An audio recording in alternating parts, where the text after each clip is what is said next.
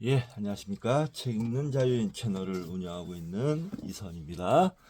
오늘 2026년 2월 21일 토요일, 지금 시각은 오후 4시 41분입니다. 저는 연휴 잘 보내고, 연휴 다음날 차 좀 고치고 무이건 실어놓고, 어제는 저 원주에서 영월 찍고 문경 찍고 구미 찍고 포항 내려오고, 그리고 오늘 물건 포항에서 내려주고, 뭐 이런 식의 좀 열심히 일을 했고요. 그리고 잠이 좀 부족해서 어제 좀 일을 많이 해서 새벽 3시에 일어났거든요. 일을 많이 3시에 일어나서 저녁 늦게 왔는데 좀 잠 좀 더 자고 그랬습니다. 몸살 기운이 좀 있어요. 무리를 해서 그런지. 오늘은 그 목요일 날 있었던 그 지기현 판사의 윤석열 내란 선고에 대해서 좀 말씀을 드리고 싶은데요.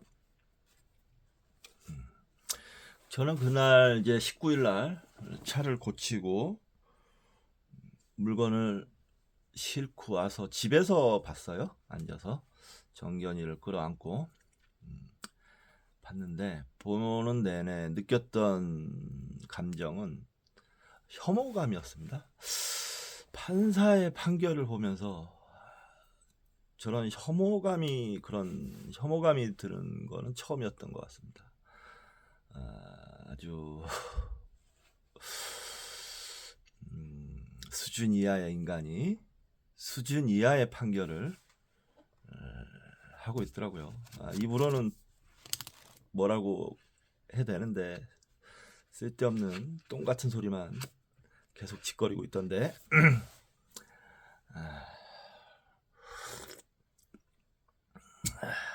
그런 인간이 서울대 나오고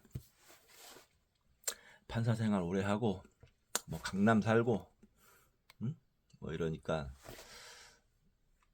마치 내가 누려야 할 권리를 자연스럽게 누리는 것처럼 국민들의 세금으로 잘 먹고 잘 살고 떵떵거리고 살고 있죠. 머리에 똥만 차가지고. 그따위 수준의 인간인 건 그 룸사롱 접대 받는다는 얘기가 터졌을 때부터 알고는 있었죠. 우리가 윤석열 풀어주고 뭐 난리를 쳤잖아요. 문제는 그런 판사들이 많다는 겁니다. 무슨 말씀을 드리는 거냐면, 지금 제가 뭐 내 안의 유인원이라든가 해서 인간의 유래 같은 것에 대해서 공부를 좀 했잖아요. 그 내 안의 유인원이라는 책의 대목에 인간은 최선의 모습과 최하의 모습이 공존한다. 인간에게는 그렇게 돼 있었어요. 지기현 같은 인간들, 그런 인간들이 전면에 나서면 딱 두드러져 보이는데 똑같은 겁니다. 머리는 좋아서 시험은 잘 볼지 몰라도 뭐 암기력이나 이런 게 뛰어나서 마음은 짐승 수준에 머물러 있는 거예요. 무슨 얘기냐면, 침팬치 무리 중에 보면 나는 힘이 세고 강하니까 넌 내 밑에서 발발 기어. 내 허락 없이는 짝짓기도 못하고 털 고르기도 못해. 너 죽여버릴 수도 있어. 이거랑 똑같아요. 나는 뭐 잘 사는 집에서 태어나서 공부 잘해서 서울대 나오고 어느 데 나오고 사법고시 패스하고 로스쿨 나오고 판검사 몇십 년 했거든. 판검사가 되고 그랬거든. 몇십 년 일하기도 하고. 난 힘이 세. 너희들은 다 내 밑으로 꿇어. 내 밑에 있는 놈들은. 그거랑 똑같아요. 그러니까 판결을 졌다 이러하죠. 예? 내란을 막은 게 누굽니까? 시민입니다. 시민. 그 대표적으로 민주당. 시민의 대표인 민주당과 시민이 막은 거예요. 윤석열, 김용현이 폭력을 자제했다고요? 에? 그런 개소리나 듣자고 5천만 국민이 TV 앞에 앉아가지고 그따위 판결 듣고 있는 건지 아십니까? 그러니까 그 인간 뇌가 진화를 했더라도 마음이 아직까지 짐승 수준에 머물러 있는 놈들이 많다. 윤어게인 같은 인간들 특히 요즘 문제는 20대가 그렇게 구구화돼 있어서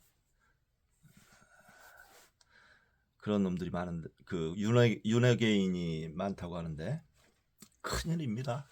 그 20대가 지금 20, 30대요? 20대. 예. 그 걔네들이 40대, 50대 우리나라 중추가 되면 아마 우리나라는 매우 힘들어질 가능성이 높습니다. 예. 걱정이에요. 그래서 그 전에 뭐 그 때쯤 되면 이제 저는 죽을 때가 다 됐겠지만 모르겠습니다. 그때까지도 할지 어쩔지 모르겠고 어찌됐건 너무 처참한 판결을 보고 드는 생각이 인간이라는 게 어쩔 수가 없구나. 우리의 유래를 다시 한번 생각해 볼 수밖에 없구나. 우리는 저 아프리카 초원에서 살던 침팬지의 후손이다. 그 비루한 우리 출생을 다시 되새겨보는 수밖에 없구나. 하지만 그게 한계라고는 생각하지 않습니다. 제가 이 방송에서 몇 번 말씀드렸지만 역사는 발전한다 라고 생각해요. 인간도 진화하고 머리도 좋아지고 마음도 성숙해지고 있습니다. 하지만 일정 부분 계속 퇴화되는 부분도 있는 것 같아요. 그런 부분은 어쩔 수 없이 감수하면서 사는 게 맞다라는 생각이 들더라고요. 다시 말씀드리지만 내 안의 유인원 거기에 나오는 내용에 인간은 최상의 모습과 최악의 모습을 함께 갖고 있습니다. 우리 문명은 그 최상의 모습을 방향으로 발전하고 있고 가끔 직위원이나 윤석열이나 김건희나 김용현이나 뭐 이딴 인간들이 나타나더라도 좌절하지 말아야겠다 이런 생각합니다.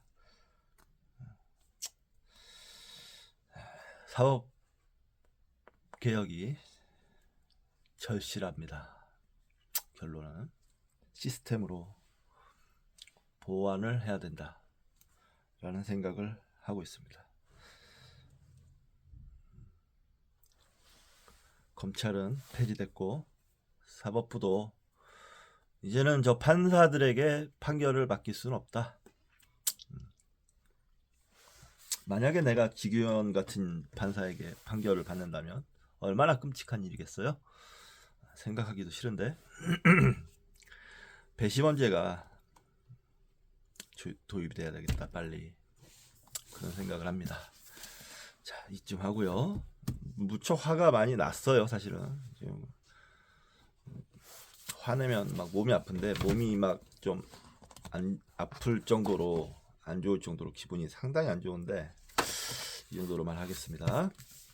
자, 오늘 이번 시간 뇌의 진화 신의 출현 할 텐데요. 이 책이 거의 다 읽어가죠. 뇌의 진화 신의 출현을 하고 읽고 원래는 신의 진화라는 책을 읽으려고 했는데 다른 책을 읽도록 하겠습니다. 그 책은 다음 시간에, 바로 다음 시간이 아니고 내일이나 뭐 이때 내지나 이제 거의 끝날 무렵에쯤 해가지고 소개시켜드리겠습니다. 책을 좀 내 마음에서 읽어야 될 책이 무엇인가 라는 생각을 좀 해봤어요. 그래서 고른 책입니다. 기대하셔도 좋을 것 같습니다. 예. 자, 이번 뇌지나 신화 출연하기 전에 책 한 권 소개시켜드리도록 하겠습니다. 정국책. 중국 고전이고요. 비싸게 샀습니다. 책도 무지하게 두꺼워요. 예.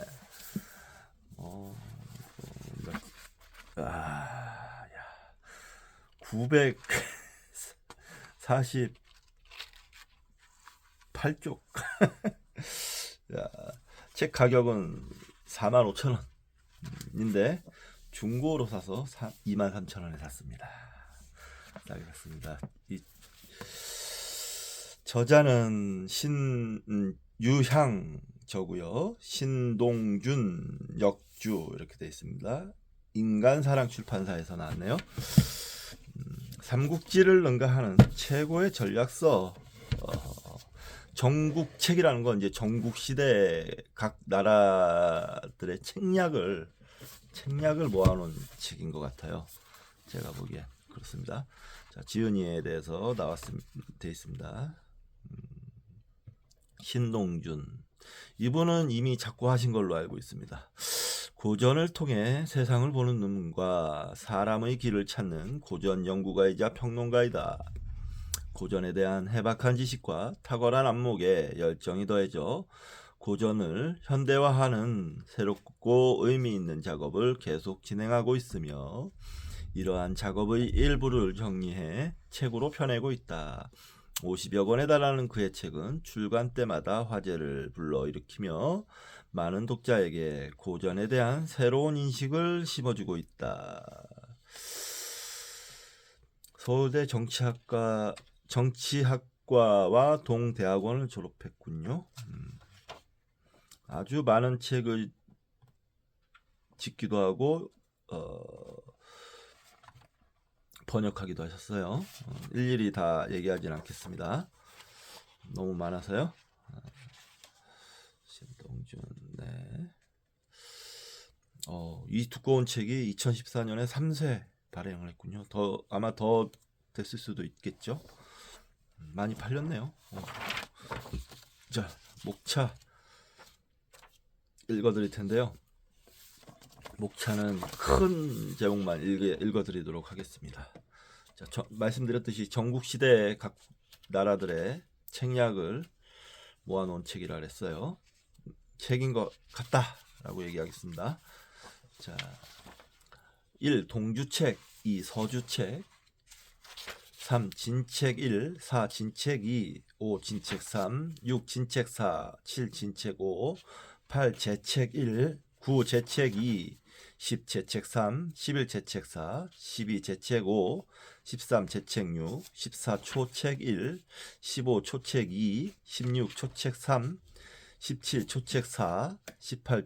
조책 1, 19. 조책 2, 20. 조책 3, 21. 조책 4, 22. 위책 1, 23. 위책 3, 2, 24. 위책 3, 25. 위책 4, 26. 한책 1, 27. 한책 2, 28. 한책 3, 29. 연책 1, 30. 연책 2, 31. 연책 3, 32. 손이책, 33. 중산책. 예, 이렇게 되어 있습니다. 각 나라별의 책략들.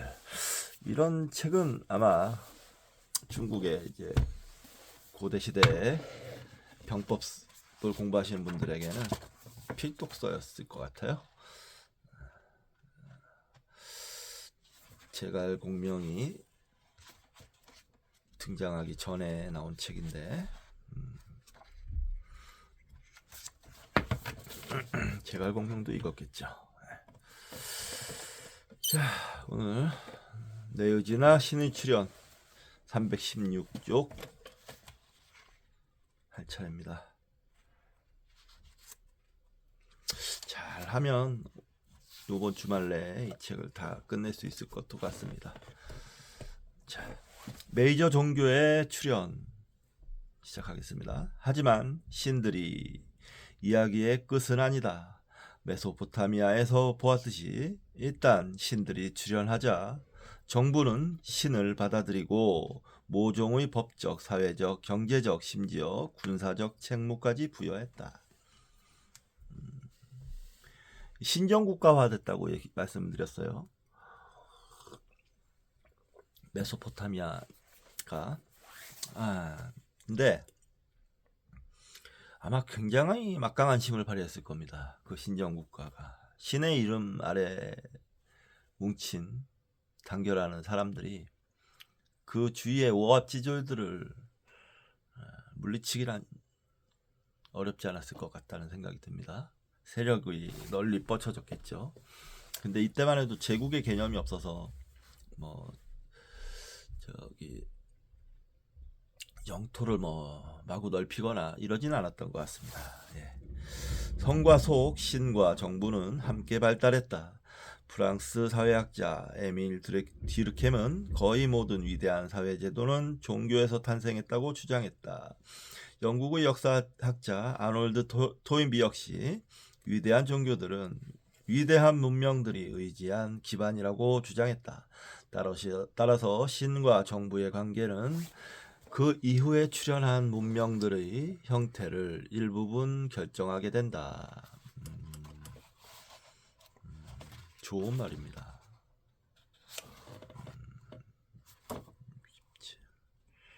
네. 이런 말들은 정말 통찰력이 넘치는 말들이죠. 대가라고 할 수 있겠죠. 에밀 디르켐이나 아놀드 토인비, 잘 알려져 있는 대가들입니다. 신과 정부의 관계는 그 이후에 출현한 문명들의 형태를 일부분 결정하게 된다.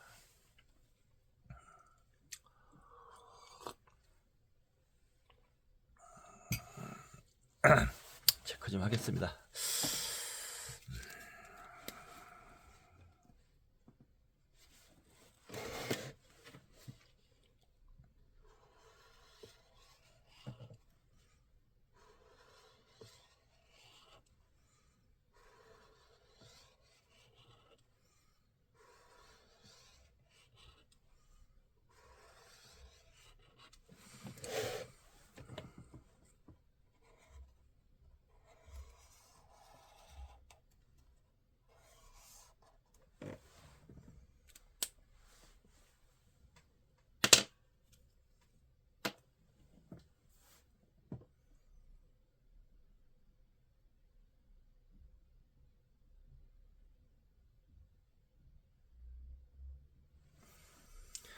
자, 4000년에서 2800년 전에 메소포타미아의 도시국가들은 혼란에 빠졌고 아시리아에 패했다.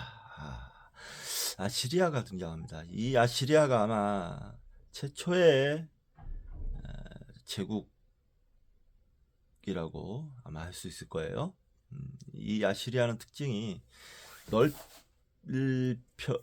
자기 관할권을 넓히는 특징이 있었던 것 같습니다. 아시리아의 최고신 이슈르는 키샤르와 결혼하여 하늘의 신 아누와 물과 지혜의 신 에아 그리고 명계의 신들을 낳았다. 이 메소포타미아뿐만 아니고 다른 주변에 있는 다른 소규모 국가들도 점점 자기 신들의 신관을 발전시켜 나간 거죠. 그러면서 문명이 조금씩 커지고 발달해 나갔을 거라고 추측을 할 수 있죠. 아시리아는 서남아시아의 패권을 놓고 바빌론과 경쟁했다. 바빌론의 최고신은 원래 풍요신이자 군신이었던 마르두크였다. 최고신 마르두크는 해와 달을 하늘의 적정한 위치에 지정했다고 한다. 그리고 기원전 16세기에 바빌론이 함락된 뒤 히타이트가 이 지역의 맹주가 되었다. 히타이트가 드디어 나왔네요. 이들이 아리안입니다. 아리안인들.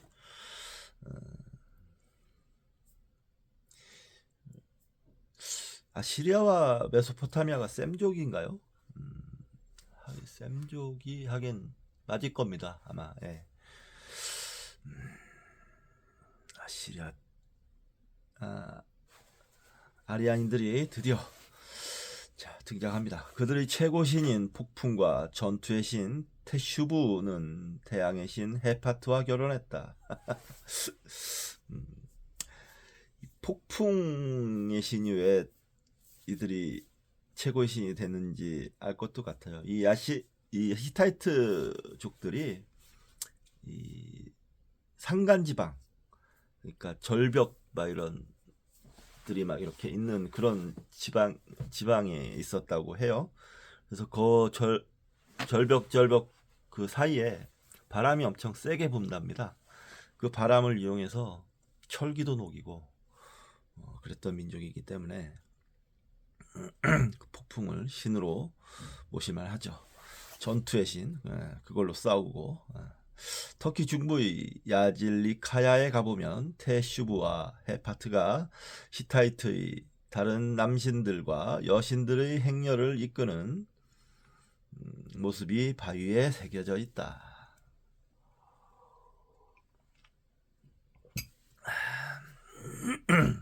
이집트 신왕국의 파라오들은 남으로 누비아, 북으로 시리아까지 헤게모니를 확대했다. 이때가 이집트 제국의 전성기였다. 계속해서 같은 신들이 숭배되었지만 아멘호테프 4세가 재위한 17년 동안은 예외였다. 그는 자기 이름을 아케나텐으로 바꾸고 이집트의 전통적 다신교를 태양신 라 가로 열고 아케나텐은 이 신을 아텐이라고 불렀다. 가로 닫고 태양신 라를 숭배하는 일신교로 대체하고자 했다. 일신교로의 대체는 상당히 큰 도약입니다. 이 시기는 세계 최초의 일신교 신앙의 예로 흔히 인용된다.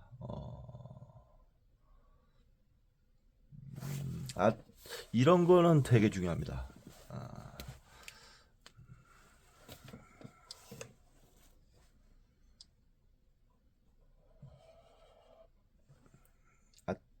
아멘호테프 4세 아케나틴으로 바꾸고 태양신 라를 숭배하는 일신교로 대체하고자 했다. 이 시기는 세계 최초의 일신교 신앙의 예로 흔히 인용된다. 아주 중요합니다. 아케나텐이 그러니까 일신교가 유대교가 처음이 아니라는 거예요. 그러니까 한마디로. 네. 어디서 폼을 잡냐 니들이. 벌써 천몇 년도 전에 일신교가 나왔는데 이런 겁니다. 아케나텐이 죽은 뒤 그의 아들인 투탕카멘과 후대 파라오들은 전통적인 이집트 만신전 숭배로 되돌아갔다. 그랬군요. 역시 오래가지 못했네요. 너무 획기적인 기획이었던 것 같아요. 파키스탄에서는 하라파 문명이 쇠퇴했는데 부분적으로는 이란과 아프가니스탄에서 침입해온 아리아인들의 공격 때문이었다. 이게 단기간에 무너진 게 아니고 차츰 아리아인들이 계속 조금씩 유입이 되면서 공격당하고 하다 보니까 그 경고했던 모헨조다로 문명이 멸망을 했다라고 저는 알고 있습니다.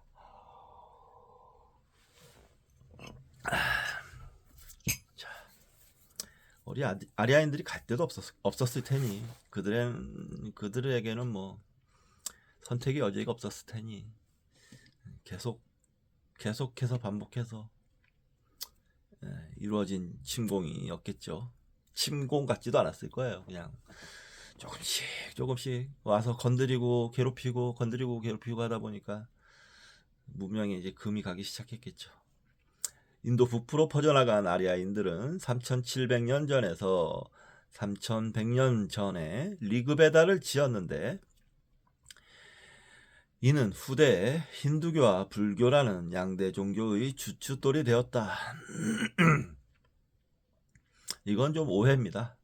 힌두교는 주춧돌이 된 게 맞고 불교는 이들의 이 베다의 세계관의 한계를 명확하게 지적하고 그걸 초월한 종교입니다. 종교라고도 할 수 없습니다. 불교는.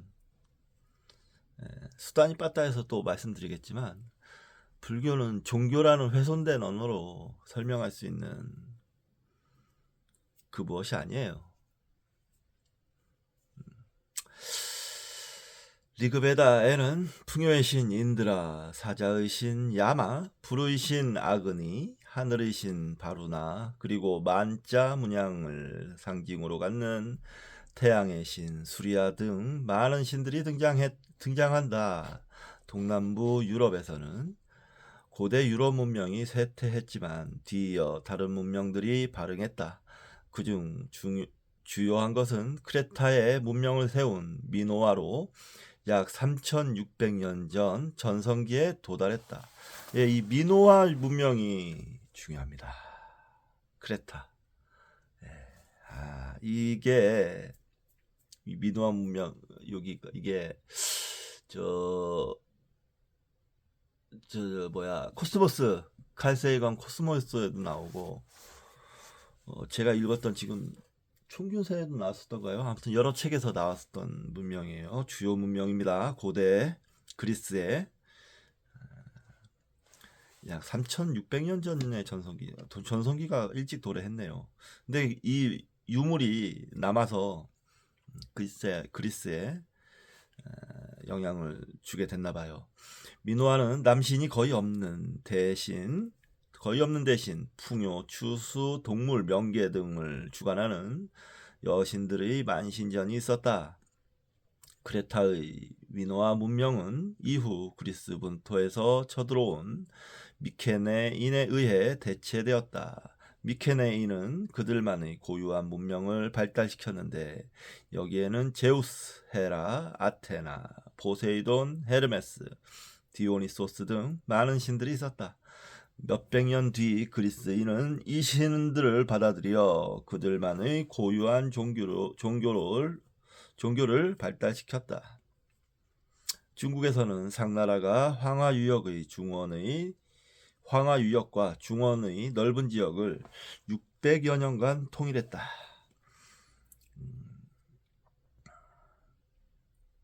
이 시기에 문자가 독자적으로 발명되었고 최초의 중국 도시들이 건설되었다. 최고의 신인 상제는 농경의 신으로 바람, 비, 천둥, 벼락을 부렸다. 페루에서는 2940년 전 안데스 고도 3170m에 위치한 차빈데 우안타르에 사원이 지어졌다. 이 사원에는 페루 중부와 북부를 지배한 차빈교의 최고신을 모셨다. 란존이라고 일컬어지는 이 신은 돌로 쌓은 비좁은 회랑 끝에 우뚝 선 4.6m 높이의 화강암 조각상이다. 이 사원을 발굴한 예일 대학의 고고학자 리처드 버거는 이렇게 설명한다.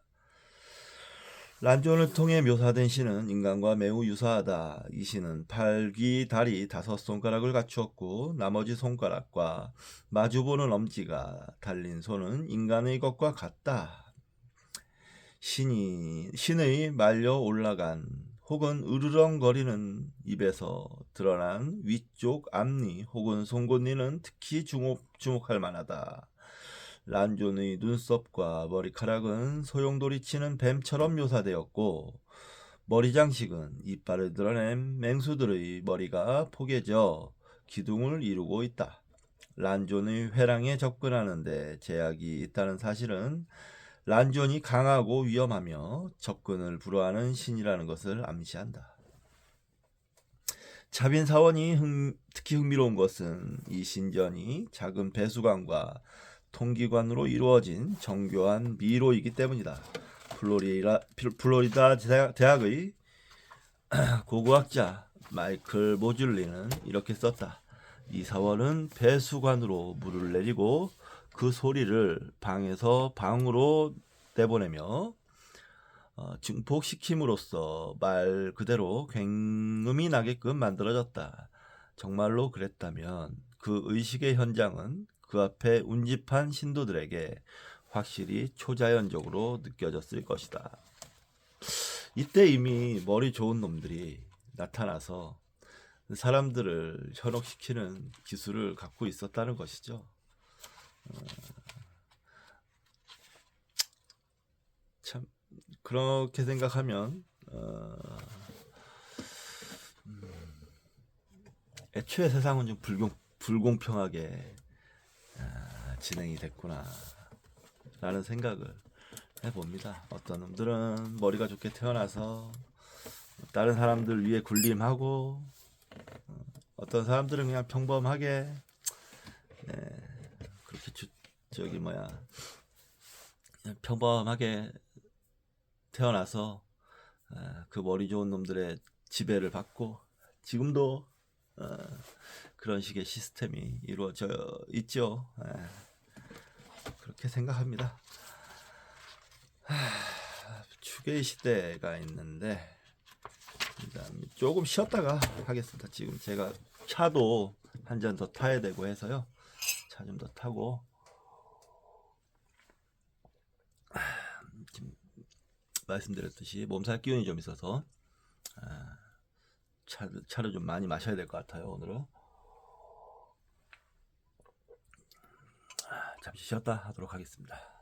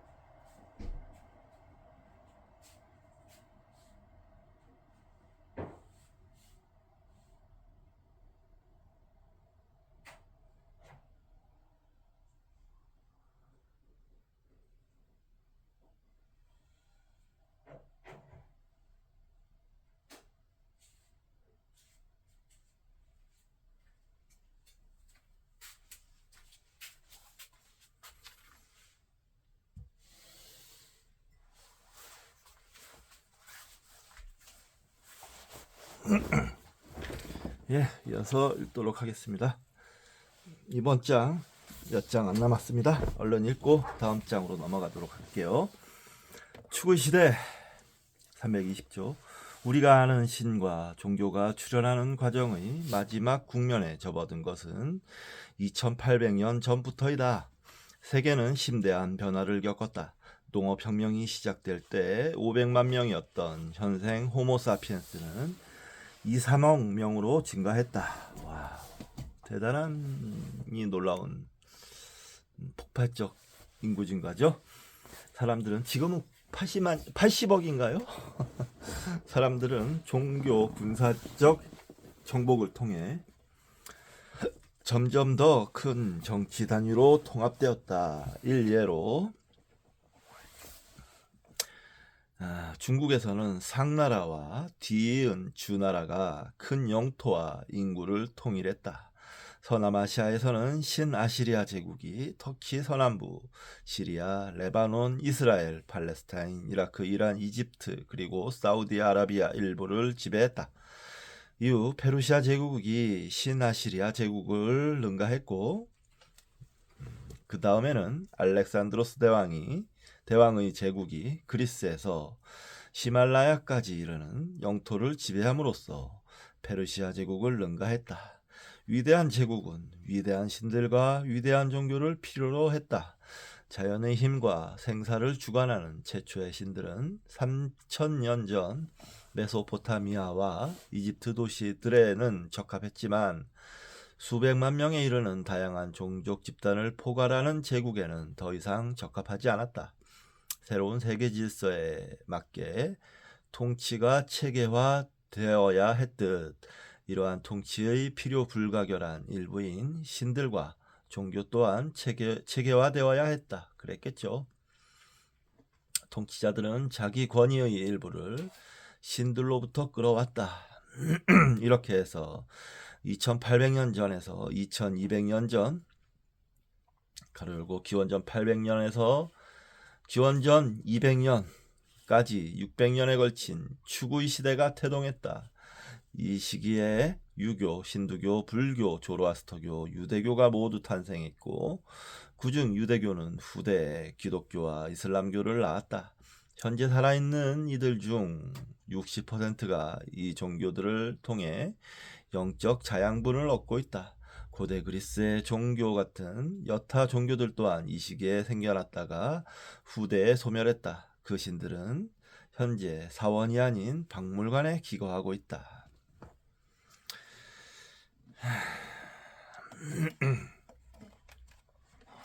그러고 보면 우리가 이제 제2 산업혁명을 지나서 제3 정보화혁명, 제4 네트워크 혁명 맞나요? 인공지능 혁명이라고 하죠. 이제 제4의 AI 혁명으로 진입을 하고 있는데, 종교도 이제는 사라질 종교는 사라지고 새로운 인류의 이정표를 제시할 수 있는 종교만이 살아남을 수 있는 그런 시대가 된 게 아닌가, 그런 생각을 감히 해봅니다. 그렇지 않고는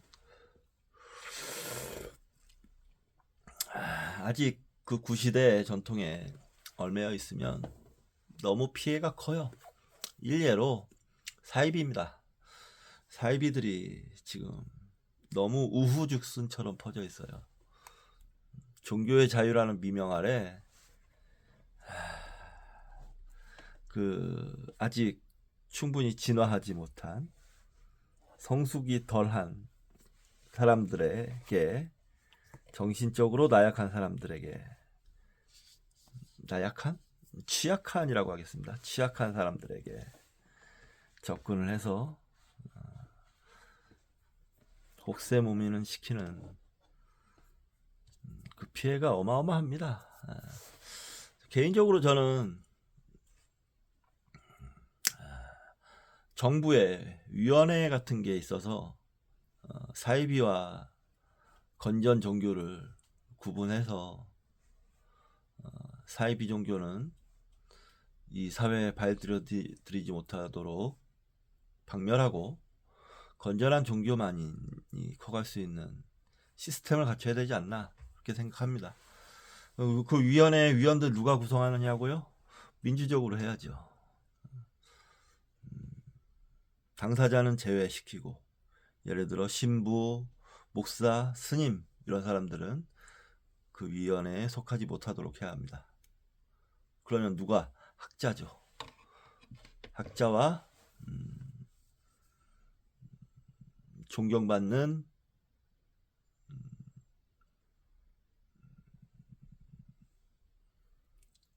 학자가 아니어도 존경받는 인사들을 민주적으로 선출을 해서 그런 위원회 같은 게 있어서 그 위원회에 그런 권한을 주고, 거기에서 말씀드린 대로 종교의 건전성을 담보시킬 수 있도록 했으면 좋겠습니다. 그게 만약 그것도 뭐 부작용이 있다 손 치더라도 지금 사이비들 때문에 겪는 종교의 피해보다는 훨씬 덜할 겁니다. 자, 공자, 노자, 우파니샤드의 많은 저자들, 석가모니, 엘리야, 제2 이사야, 예레미야, 에제키엘, 소크라테스, 플라톤, 아리스토텔레스가 모두 추구의 시대에 살았다.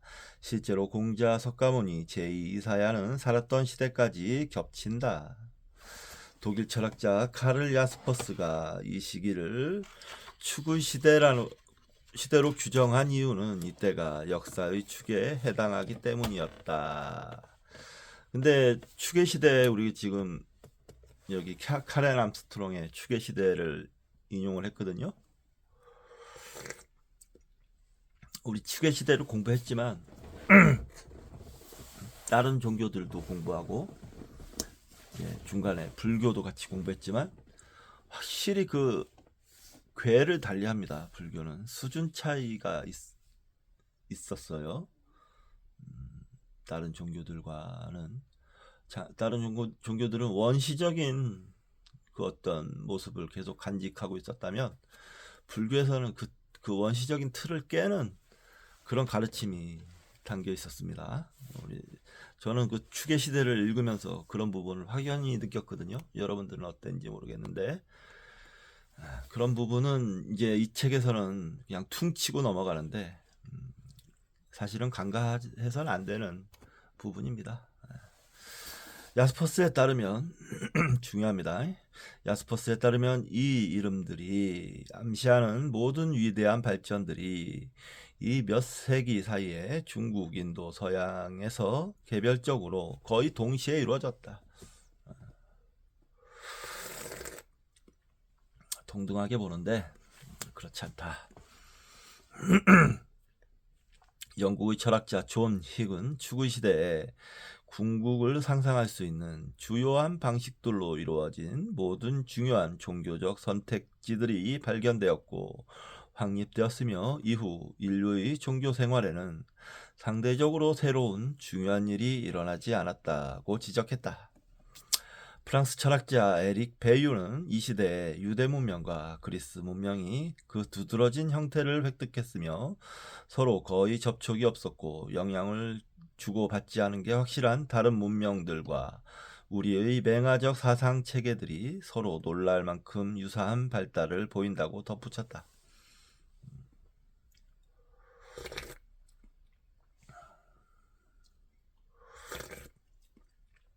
그런 건 있었죠.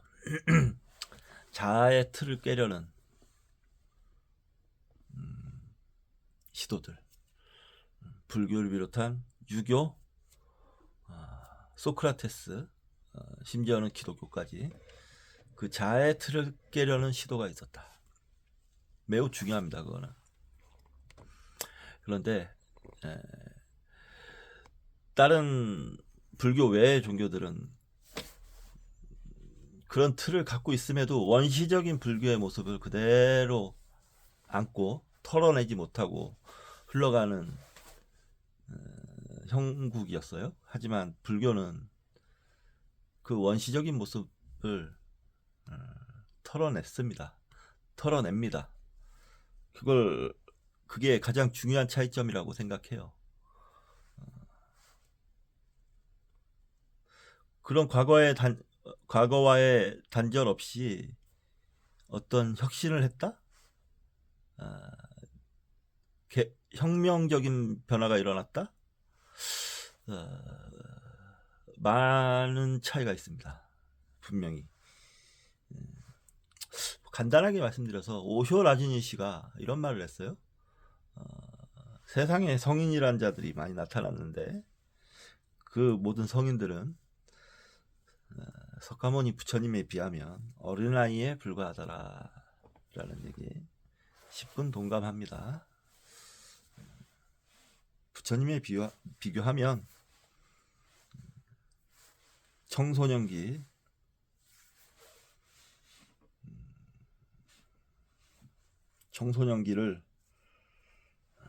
벗어나지 못한 사춘기에 머문 그 정도 수준이었습니다. 말씀드리자면 그걸 이제 구분하기 시작한 게 현대예요. 현대. 그 전까지는 구분을 못했어요. 20세기, 21세기 들어서면서 이제 가까스로 구분하게 된 겁니다. 사실 불교라는 게 어떤 문턱이 너무 높기 때문에 어떤 그 수준을 넘어서려 불교의 진짜 모습에 도달하기 위해서 수준을 넘어서려면 너무 힘들기 때문에 소수일 수밖에 없었어요. 그러나 20세기, 21세기 들어서면서 많은 사람들이 학문을 공부를 많이 하고 학문이 널리 퍼지면서 그 덕분으로 이제 슬슬 조금씩 구분하게 된 겁니다. 그렇게 봅니다.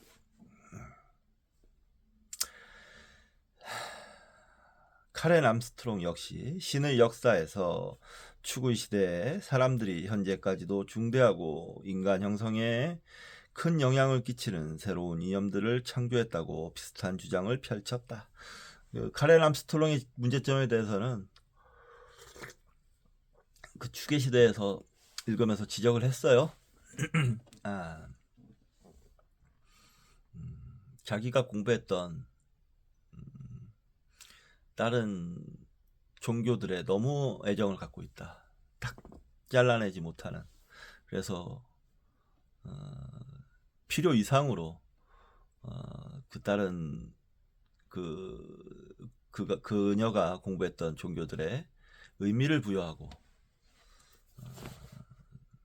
지위를 향상시키려 한 그런 모습이 보인다. 필요 이상으로 그렇게 얘기를 한 적이 있습니다.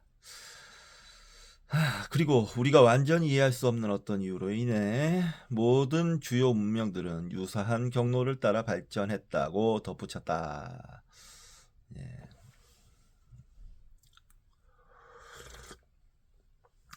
이런 건 이제 구분을 세밀하게 못한 겁니다. 이 종교들의 발달을 조사해 보면 주목해야 할 5가지 측면이 있다. 첫째, 이들 모두가 죽음의 문제에 대한 해답을 제시했다. 바빌론의 왕도에는 나의 주 마르투크가 영생을 주신다고 시민들에게 확언하는 명문이 새겨져 있었다. 100년 전 윌리엄 제임스는 종교에 대한 그의 고전적 저작에서 이 원칙을 이렇게 요약했다. 내 생각에 신의 존재가 응당 나아야 하는 차이는 다름 아닌 개인의 불멸이다. 신은 불멸을 만드는 존재다. 그리고 불멸을 의심하는 자는 더 따져 물을 것도 없이 무신론자로 치부된다. 그로부터 400년 전에 마르틴 루터도 비슷하게 말했다. 너가 내세를 믿지 않는다면 나는 너의 신을 위해 버섯 한 개도 바치지 않을 것이다.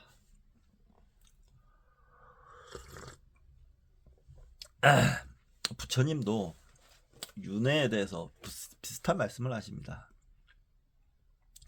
윤회를 믿지 않는 인간을 상당히 질타하시고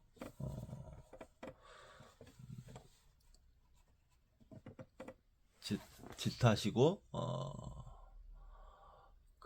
좀 기본이 덜 된 사람으로 얘기를 해요. 왜 그러냐면 윤회조차 그 당시에 윤회조차 믿지 않는 인간은 인간 말종인 겁니다. 그러니까 예, 그 윤회를 뛰어넘어서 믿지 않는다면 상관이 없지만 윤회조차 믿지 않는다면 기본이 안 된 거죠. 그때 당시에. 지금은 달라졌죠. 양상이. 윤회를 지금 믿지 않는 사람들 또 지금도 뭐 마찬가지긴 하네요. 생각해 보니까 인간 자체가 수준 이하든지 아니면 그 윤회의 수준을 뛰어넘었든지 그 가운데 사람들이 확 밀집해 있는 겁니다. 내세에 대한 생각으로 뛰어넘은 사람은 소수고 상대적으로 그 위치에도 도달하지 못한 인간들이 좀 더 많은 것 같기도 하고 아무튼 그렇습니다. 그렇게 설명할 수 있겠습니다. 이해가 되시나요? 둘째, 주요 종교들은 죽음의 딜레마에 대한 해법 외에도 다른 혜택들을 제시한다. 이런 혜택으로는 집단에 소속되면서 얻는 심리적 지원을 비롯하여 물리적 보호, 사회복지, 일자리나 경제적 향상의 기회 등을 들 수 있다. 실제로 일부 종교의 심리, 사회적 혜택은 너무나 중요해져서 이러한 혜택이야말로 종교의 기원처럼 보이기도 한다. 심지어 사회학적 관점으로 보면 로버트 벨리가 주장했듯이 인간의 종교에 관한 한 신들이 전혀 필요치 않은 것처럼 보일 수도 있다.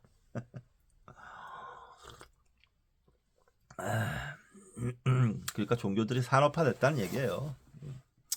산업화됐으면 그 사회에서 중요한 지위를 차지할 수밖에 없겠죠. 그 자체로. 셋째, 앞에서 지적했듯이 주요 종교들은 대개 사람들에 대한 정치적 지배와 연계하여 발전한다. 성과 속은 손에 손을 잡고 발전하며 대개 불가분의 관계를 맺고 있다. 그래서 메소포타미아에서는 신을 모시는 사원이 경제의 기반을 이루는 제조업과 무역을 통제했다. 그랬잖아요. 메소포타미아 신정사회였다고. 나아가 정치 지도자들은 신들과 동맹을 맺으며 어떤 경우에는 반신이나 심지어 신의 지위를 차지하기도 한다. 19세기 독일의 지도자 오토 폰 비스마르크는 이 원칙을 이렇게 표현했다. 정치가의 임무는 역사 속을 전진하는 신의 발소리를 듣고 신이 지나갈 때 그의 옷자락을 잡아채는 것이다. 비스마르크.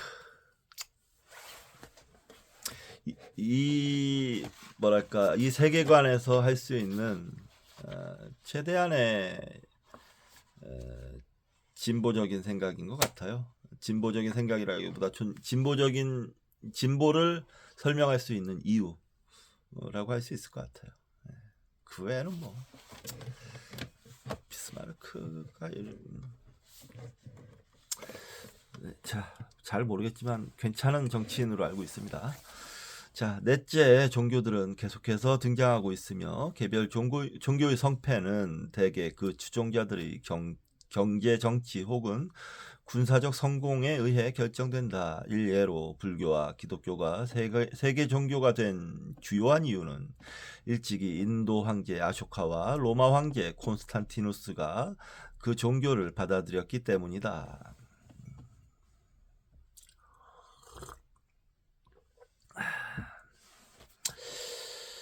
이거는 그냥 그렇기도 하고 아니기도 하다라고만 얘기하겠습니다. 그러니까 한마디로 이 얘기는 결과와 원인을 뒤바꿔 버린 거예요. 그 정도만 설명하겠습니다. 거꾸로 원래 주요한 세계의 종교였던 그리스 종교가 존속하지 못한 것은 기원전 323년 알렉산드로스 대왕이 죽은 뒤 그리스 도시국가들이 끝없는 내전에 돌입하여 정치적으로 약화되면서 그 신들이 옛 모습을 찾아볼 수 없을 만큼 약해졌기 때문이다. 이후 사도 바울이 그리스인에게 기독교를 설파하기 시작했을 때 예수는 죽음의 문제에 대해 제우스가 제시했던 것보다 현저히 매력적인 해법을 내놓았다. 예수는 더 공부를 해야 되겠지만 천국 운동가라는 도울 선생님의 관점에서 저는 현재 보고 있습니다. 예수를.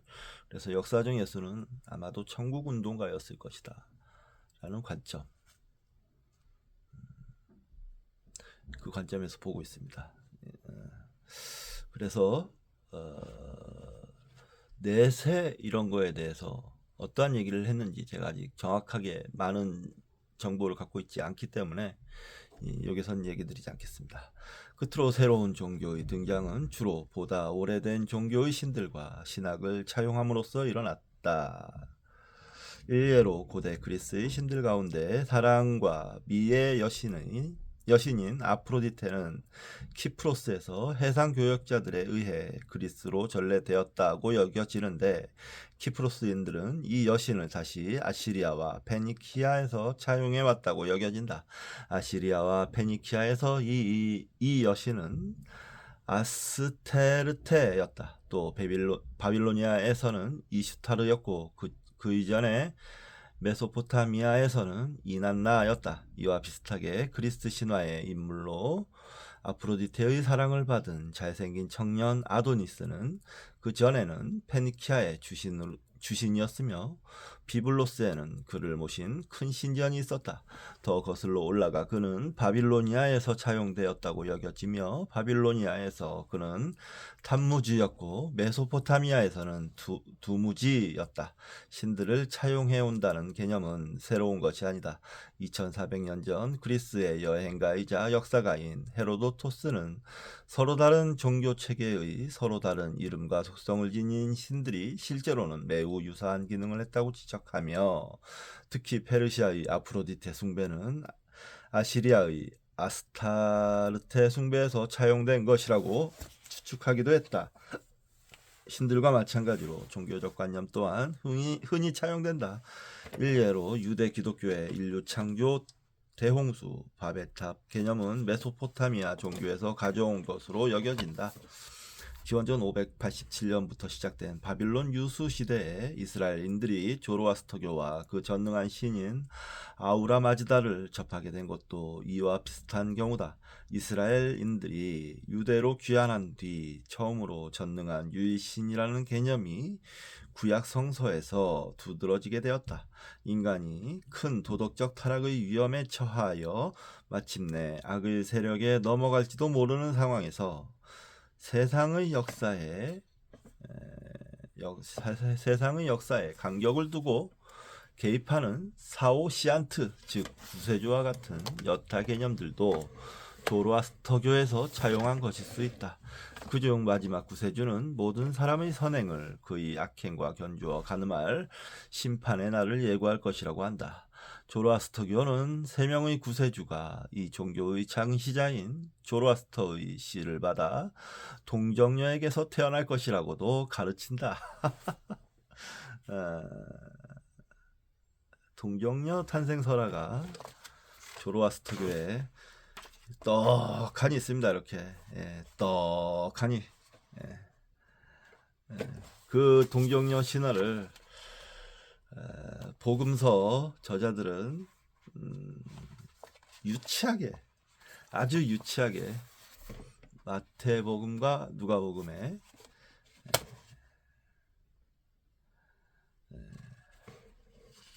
삽입을 시킨 거죠. 여기 보면 주표시가 있는데 페르시아가 유대인에게 끼친 영향은 구약 성서 이사야 45장 1절과 에즈라 1장 2절, 6장 3에서 8절 참조. 조로아스터교 신학에 따르면 동정녀의 출산이 가능한 것은 자라투스트라의 정액이 호수에 보존되어 있다고 전해지기 때문이다. 새 동정녀가 긴 시간 간격을 두고 차례로 그곳에서 목욕을 하여 선지자의 아들을 잉태할 것이며 이 세 아들은 각각 자기 몫의 구원 사역을 완성할 것이다.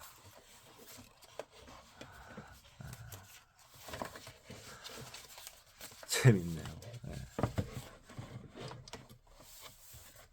훨씬 근데 품격이 있어요. 이 동정녀 설화가. 말도 안 되는 그 마리아 동정녀 예수 설화는 유착이 짝이 없습니다. 그러고 나서 예수가 형제가 있다고 얘기를 하잖아요. 7형제인지 7남매인지 뭐 해가지고 예수가 거기서 마지로 나와요. 또 마지로 나오면 그 후에 애들은 뭐가 됩니까? 뭐 하나님이 마리아를 뭐 어떻게 요셉에게 준 거예요? 뭐예요 이게? 그런 개참 참.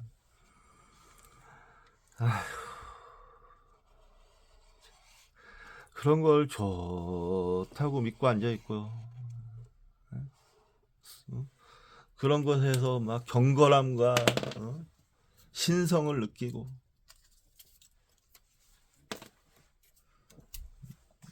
뿌듯하십니까? 그렇게 그런 믿음이?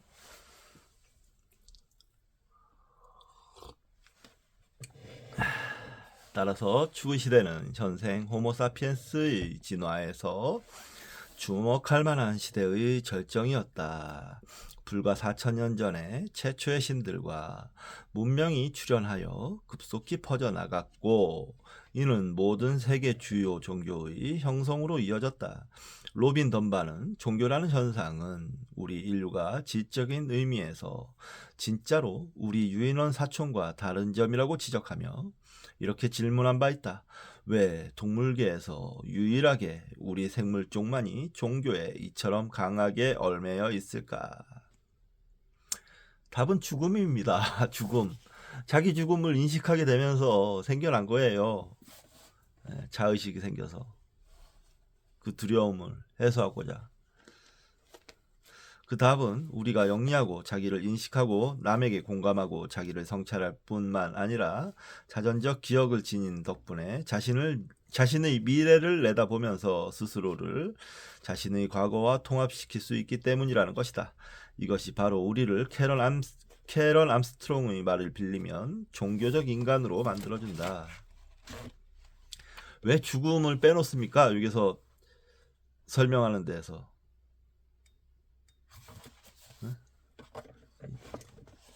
안고 없는 찐빵이죠. 저자가 빼먹은 것 같아요. 여기 나오네요. 죽음의 딜레마는 사람의 뇌 진화의 필연적인 결과지만 신과 종교는 우리가 타고난 이 끝없는 딜레마의 해결책을 제시했다. 그러는 과정에서 신과 종교는 인간을 가로 열고 반은 필멸이고 반은 불멸인 혼종으로 만들었다. 착각입니다. 저자가 착각하고 있어요. 그냥 착각이에요. 착각으로 만든 거예요. 착각으로 신을 그렇게 할 수 있다고. 누가 죽음을 피합니까? 어니스트 베커는 퓰리처상을 수상한 책인 죽음의 부정에서 인간을 학문을 가진 신이라고 일컬으며 이러한 모순을 포착했다. 사실 말씀드리자면 책 제목이 딱 여기서 나와버려서 어쩔 수가 없습니다. 이 책을 읽고 나서 어니스트 베커의 죽음의 부정을 읽을 겁니다. 재밌을 겁니다. 인간은 말 그대로 둘로 쪼개졌다. 그는 나머지 자연으로부터 위풍당당하게 우뚝 치솟은 자기 자신의 찬란한 독특성을 인식하지만 결국에는 땅속 몇 피트 밑으로 돌아가 앞 못 보고 말 못하는 채로 썩어서 영영 사라진다. 이것은 인간이 평생을 안고 살아가야 할 무서운 딜레마다. 그렇죠. 근데 여기서도 시체를 너무 자기화하고 있어요. 시체는 이미 자기가 아닙니다. 죽은 고기덩이지. 니스트 베커 디나이얼 데스. 이 책을 읽을 겁니다. 죽음의 부정. 자, 이번 시간 여기서 마치도록 하고요. 다음 시간은 계속 이 책을 읽을 텐데 8장은 신의 기원에 대한 다른 이론들인데요. 이거는 이제 다른 이론들을 이제 이것저것 가져와서 엮은 것이기 때문에 간단하게 별 설명 없이 빨리빨리 읽어 나가도록 하겠습니다. 이 장이 이제 끝장이고 나머지가 부록인데 부록은 뭐 조금 읽을 만한 것도 있고 어떤 거는 안 읽어도 되는 그런 책 내용이 있어서 8장에서 끝내도록 하겠습니다.